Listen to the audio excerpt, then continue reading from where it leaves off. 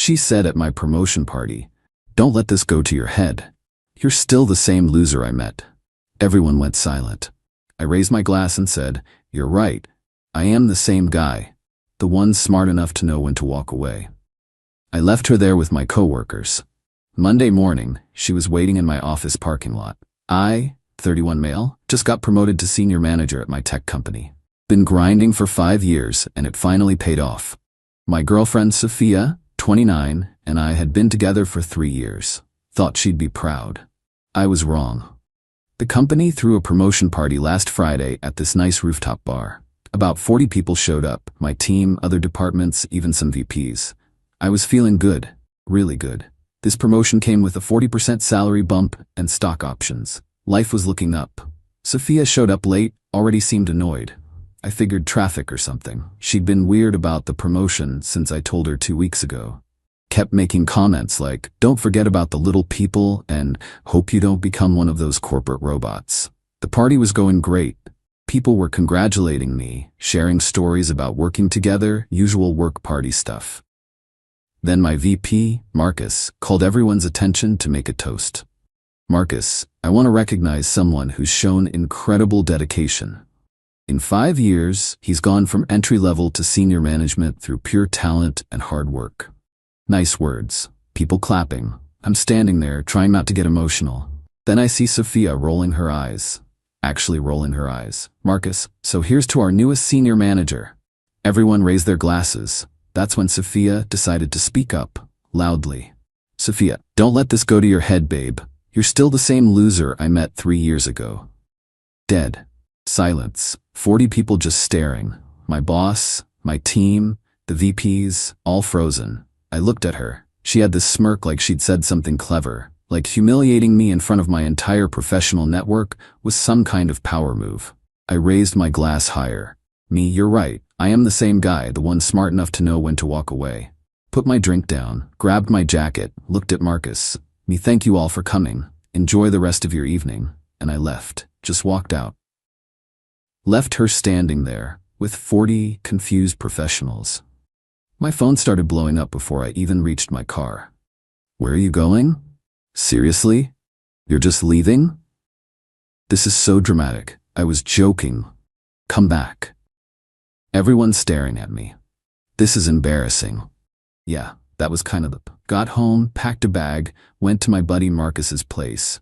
Different Marcus, not my boss. Turned off my phone, needed to think. Saturday morning, turned my phone back on. 47 missed calls. 83 texts. The highlights: "You humiliated me. How could you leave me there? Your coworkers think I'm a monster. I had to Uber home. We need to talk. I'm sorry, okay? It was just a joke. You're being too sensitive. This is your fault for making such a big deal." Then came the voice messages. Crying, yelling, apologizing, blaming, the whole emotional spectrum. But here's what really got me. She never once acknowledged what she did. It was all about how I embarrassed her by leaving. How I made her look bad, how I ruined her night. Sunday, she tried a different approach. Posted on Instagram, "When your boyfriend can't take a joke, fragile ego, toxic masculinity." My coworker Amy screenshot it and sent it to me. The comments were interesting. "Girl, what did you do? Maybe don't roast him at his work party." This feels like missing context. Sophia responded to one. "I made one little joke and he stormed out like a child." Someone who was 8 at the party commented, "You called him a loser in front of his bosses. That wasn't a joke." She deleted the post an hour later. Sunday evening, I went back to my apartment while she was at her sister's. Changed the locks. Perfectly legal. Lease is only in my name. Packed up her stuff. 3 years of relationship fit into 5 boxes and 2 suitcases.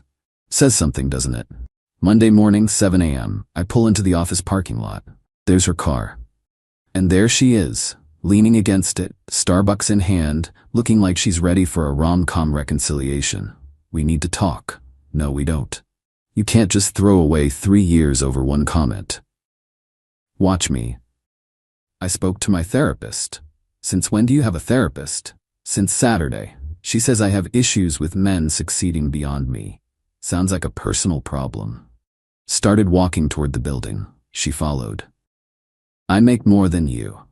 "Not anymore." "That's what this is about, your fragile male ego?"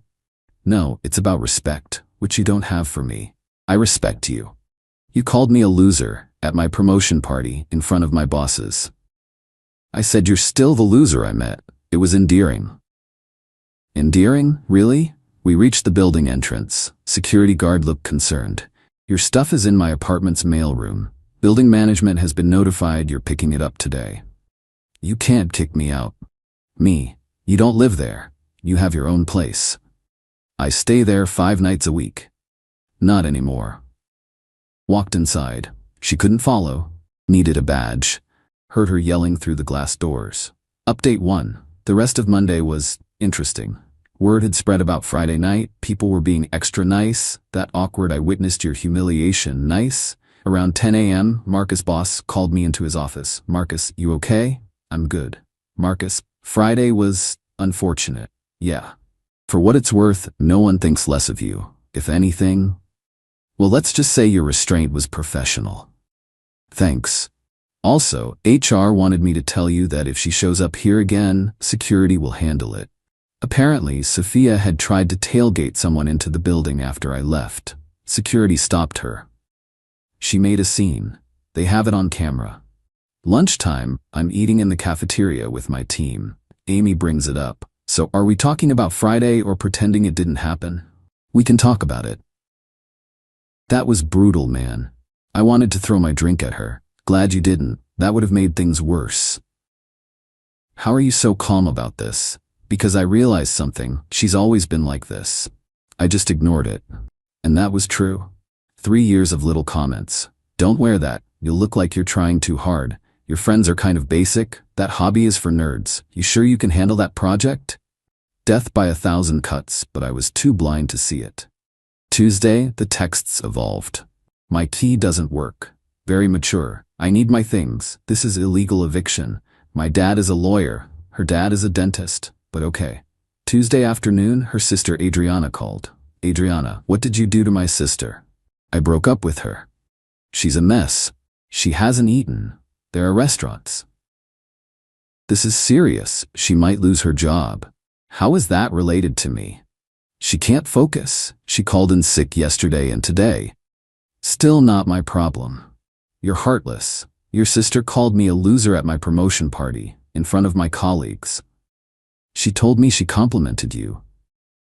She said, and I quote, "You're still the same loser I met." That's not what she told me. Shocking. Wednesday, package delivered to the office. I don't open personal mail at work, so waited until I got home. It was a letter from a lawyer. An actual lawyer this time.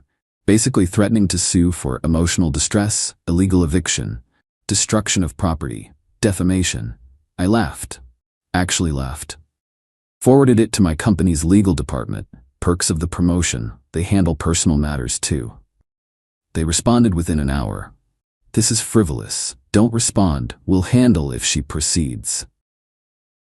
Thursday, she went nuclear on social media. Facebook post. Yes, she still uses Facebook. 3 years wasted on a man who couldn't handle a strong, independent woman making a harmless joke. His fragile masculinity couldn't handle me being real at his little work party. Now he's illegally evicted me and is trying to destroy my life. I know my worth, and I won't be silenced by emotional abuse. Narcissistic abuse, gaslighting is real. Know your worth. The comments were not what she expected. Her aunt, honey, what did you say at the party?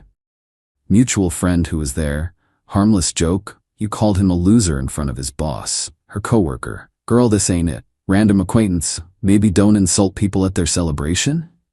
But her echo chamber friends supported her. Yes, queen, know your worth. Men can't handle powerful women. He sounds toxic, you're better off.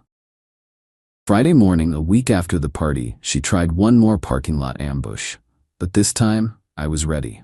Had parked in a different spot, came in the back entrance. She waited there for 2 hours. I know because security sent me the footage. Just standing by my usual spot, checking her phone, looking around. In heels. In 45-degree weather. Update 2, week 2 got weird. Monday morning, HR called me in. HR, we received a complaint. Me from Sophia? No, from someone named Adriana. Claims you're harassing her sister. I haven't contacted Sophia once since the breakup. We know. We checked your emails and phone records, but we need to document this. Of course. Turns out Sophia had her sister call my company trying to get me in trouble. Bold move. Stupid, but bold. Tuesday, noticed something odd on LinkedIn. Had like 50 new profile views. All from people I didn't know. Clicked on a few, they all worked at Sophia's company. Then I saw it. She'd posted on LinkedIn. LinkedIn. Learning to deal with workplace harassment and navigating the complexities of power dynamics when your partner's success threatens their masculinity. Workplace harassment, toxic work culture, speaking my truth. She tagged my company. My boss called within an hour. Marcus, did you see? Yeah. Legal is handling it. I'm so sorry about this. You're the victim here. We've documented everything. Don't worry about it. By end of day, the post was gone. Legal moves fast when you mess with corporate reputation.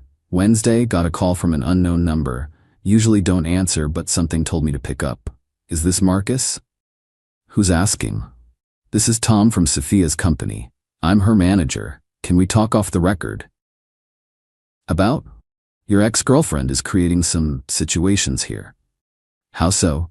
She's been telling everyone you're stalking her, that you got her fired. She's fired? No, but she might be. She's missed 6 days, and when she is here, she's disruptive. Crying, making scenes, accusing male coworkers of reminding her of you. I haven't contacted her once. Tom, we know, we checked, but she's saying you're having other people do it. She accused the janitor of being hired by you to spy on her. The janitor? Yeah, because he has the same hair color as you, apparently. I'm sorry you're dealing with this. Are you pursuing any legal action against her? We need to know for our own documentation, not currently. Understood. Thanks. Thursday, she found a new angle. Started contacting my relatives. My mom called. Who is Sophia, and why is she Facebook messaging me about my abusive son? My sister, your ex just DM'd me an essay about toxic masculinity. My cousin, dude, some girl is commenting on all my Instagram posts calling you a narcissist. Had to send a family group text. Please block Sophia on all platforms. Do not engage. Sorry for the drama. Friday, rock bottom hit, or so I thought. 8 p.m., doorbell rings. I check the camera. It's Sophia. With 2 cops, I open the door. Officer 1, sir, we're here for a wellness check. Someone reported you might be in danger. Me, I'm fine. Who called? Officer 2, a woman named Sophia? Said you've been threatening self-harm. Laughing. That's my ex. She's upset about our breakup. She seemed very concerned. Said you have weapons? I have a kitchen knife? For cooking? Sir, is this some kind of domestic situation? Yes. She humiliated me at a work event. I broke up with her. Now she's harassing me. See, he admits to having weapons. The cops turned to look at her. Really looked at her. Officer 1, ma'am, did you file a false report? No, he's dangerous. He changed his locks illegally. It's my apartment. She doesn't live here. Ma'am, filing a false police report is a crime. It's not false. Look at him. He's lost weight. He's clearly depressed. I've been going to the gym more. Officer 1, to me, do you want to file a harassment complaint?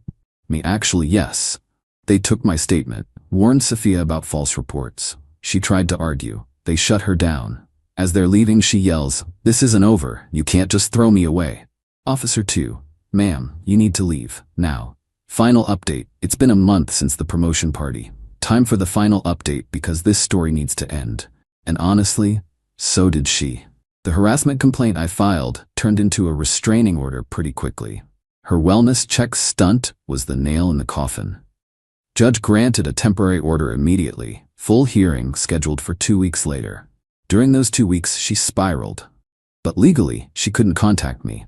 So she got creative. She started a podcast. I'm not joking. The Gaslight Diaries: Surviving Narcissistic Abuse.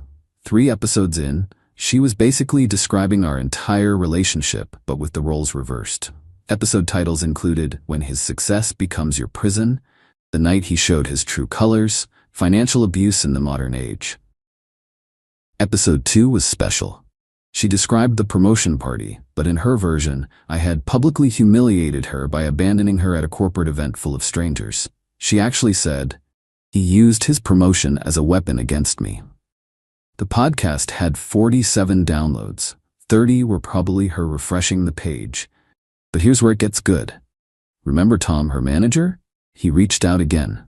Hey, thought you should know we've terminated Sophia. I'm sorry to hear that. I wasn't. She posted company proprietary information on her LinkedIn during a rant about toxic work environments. That was the last straw. Wow. Also, she listed you as her emergency contact still. Should we update that? Definitely update that. The restraining order hearing came. She showed up with her lawyer. Actually just a paralegal friend. I had my company's legal team. It was embarrassing. Her evidence of my abuse. Screenshots of me not responding to her texts. The threatening statement I made about walking away. A photo of her stuff boxed up, which she claimed was destruction of property. Her podcast transcript. My evidence. The false police report. Screenshots of her social media harassment. Witness statements from the party. 12 co-workers wrote statements. Security footage of her waiting in the parking lot. The LinkedIn posts tagging my company. Documentation of her contacting my family. The judge barely deliberated. Restraining order granted. 2 years. No contact, direct or indirect. She tried to object. But what about my things? Judge, you can send a representative to collect them. Her. What about closure? That's what therapy is for. This is discrimination. This is consequences. After the hearing, I thought it was over. Wrong. She sent her mom. Her mom. This 65-year-old woman shows up at my door with a U-Haul. I'm here for Sophia's belongings. They're in the lobby with security. Mom, she says you have her grandmother's ring. What ring? The one you were supposed to propose with. We never discussed marriage, and she doesn't have a grandmother's ring. I know. I had to try. She's not well. I'm sorry. No, I'm sorry. I raised her better than this, or thought I did. She loaded the boxes before leaving. For what it's worth, calling you that at your party, even I was shocked when I heard. Thanks. She's staying with us now, lost her job, her apartment, dating some guy she met on a podcast forum who thinks the government is tracking him. That's something. Take care of yourself. Last I heard through the grapevine, she's still living with her parents. The podcast died after 5 episodes. She's working part-time at a crystal shop, dating the conspiracy theorist who apparently believes 5G caused our breakup. Posted about becoming a life coach for survivors of narcissistic abuse. 0 clients. Me? Thriving. The promotion came with challenges, but I'm crushing it. Started dating someone from my gym. She actually celebrated when I got a raise last month. Like, genuinely happy for me. Wild concept. The whole experience taught me something valuable. When someone shows you who they are, believe them. But more importantly, when someone tells you who you are in front of everyone who matters to you, correct them. Once, then walk away. She was right about one thing. I am still the same guy, the guy who knows his worth. The guy who won't tolerate disrespect. The guy smart enough to walk away from someone who thought humiliation was humor. The restraining order has 20 months left. Not that I'm counting. I don't need a piece of paper to keep me away from that disaster. The memory of, you're still the same loser I met, is protection enough. Funny thing is, she probably still thinks she was the victim. Still tells people about her abusive ex who couldn't handle a strong woman. Still believes that calling someone a loser at their professional celebration is just being real. Good luck to the conspiracy theorist. He's gonna need it. As for me, I'm good. Better than good. I'm promoted, respected, and free. Turns out walking away from toxicity is the best career move I ever made. Thanks for reading. Now if you'll excuse me, I have a team dinner to attend. One where I'm confident no one will call me a loser. Standards. We love to see it.